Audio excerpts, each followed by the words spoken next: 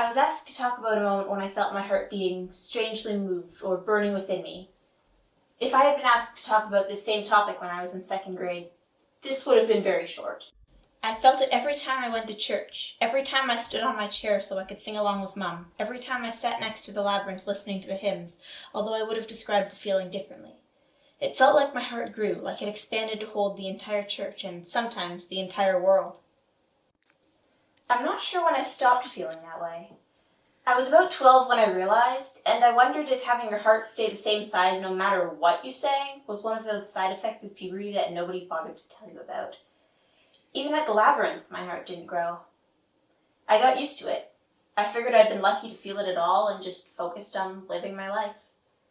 Although I continued to keep paying attention to the religious side of church, I had less enthusiasm and started paying more attention to the social side instead. I loved Sunday school because most weeks, it was my only chance to see the best friends I had. I clung to church during middle school drama, not for God, but because I didn't really have any permanent friends at school. I would make a friend, always be their partner in class for a few months, go to their birthday party, invite them to mine, and then lose touch with them over summer vacation. But at church, even though the group changed many times, I stuck with the same people over the course of years.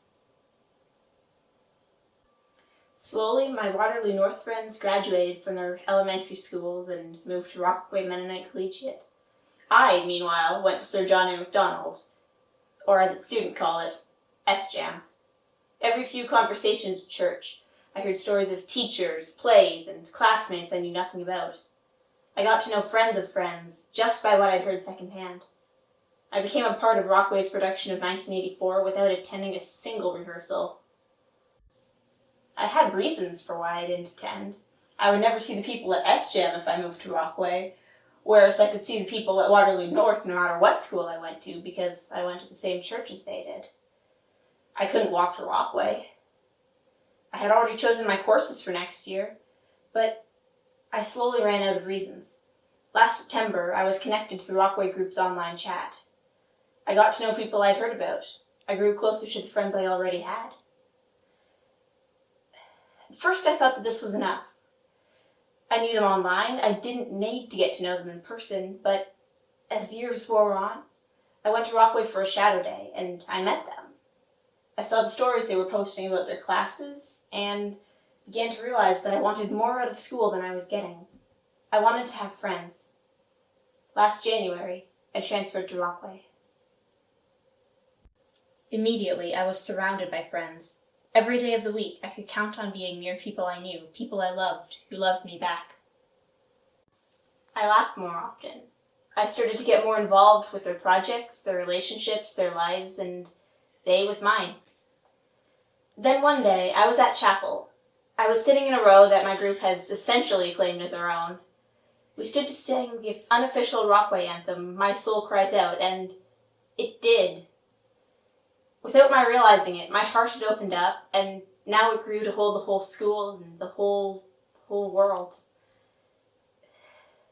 I kept noticing over and over the little moments where my heart grew. At lunch, during my spare, the moment just before class started. Friends hadn't restored my faith exactly, but they've renewed my joy.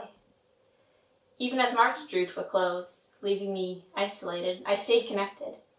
Threads of communication connected us across the city. Texts, video calls, phone calls, drives across the city to talk from 6 feet apart. My heart is still joyful. The memories, the messages, the promises of even more joy to come when we can hug again fill my heart with the sound of music. So today, let's sing My Soul Cries Out.